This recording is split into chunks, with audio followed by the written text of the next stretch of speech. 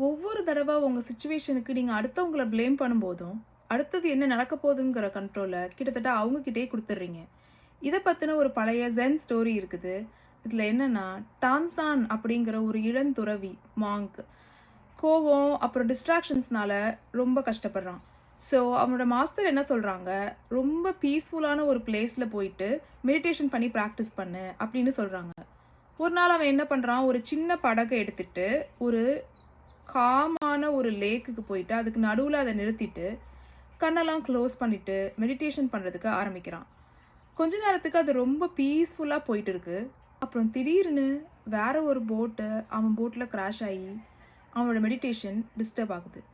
கண்ண தொறக்கறதுக்கு முன்னாடியே அவனுக்குள்ள கோபம் அப்படியே அதிகமா வந்துட்டு இருக்குது.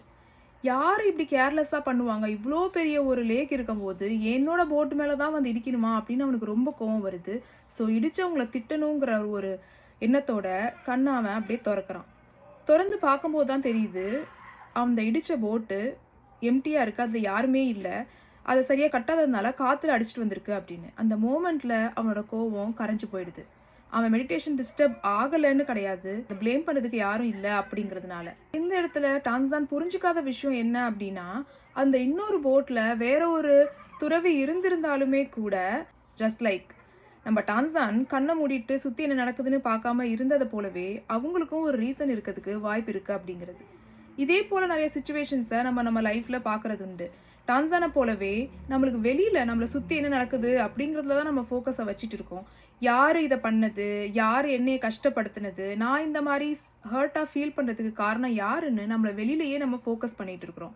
இதுலேருந்து நமக்கு ஒரு சின்ன கம்ஃபர்ட் கிடைக்குது. அந்த கம்ஃபர்ட் என்ன அப்டின்னா, இந்த சிச்சுவேஷனுக்கு காரணம் இந்த பெர்சன் தான். ஸோ அத சரி பண்ண வேண்டியது நம்ம கிடையாது, அவங்க தான் அப்படின்னு நம்ம அஸ்யூம் பண்ணிடுறோம். இந்த இடத்துல தான் அந்த சிச்சுவேஷன் நம்ம கைய நழுவி போகுது.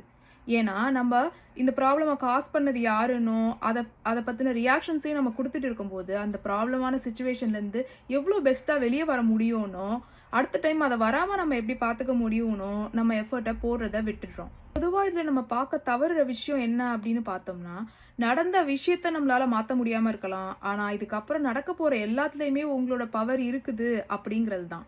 ஸோ, இந்த போட்ட போலவே உங்க லைஃப்லயும் சில பேர் வந்து மோத தான் செய்வாங்க. சம்டைம்ஸ் ஆக்சிடென்ட்டா, சம்டைம்ஸ் கேர்லெஸ்ஸா, சம்டைம்ஸ் தெரிஞ்சே. ஸோ, அங்க நடக்கிறதுக்கு 90% அவங்க காரணமா இருந்தாலுமே, மீதி இருக்கிற 10% பவர வச்சு நீங்க என்ன செய்றீங்க? அப்படிங்கிறது தான் இங்க விஷயமே. அதுல தான் உங்க பவர் இருக்குது. ஸோ, உங்க ஃபோக்கஸ அதுல வைங்க.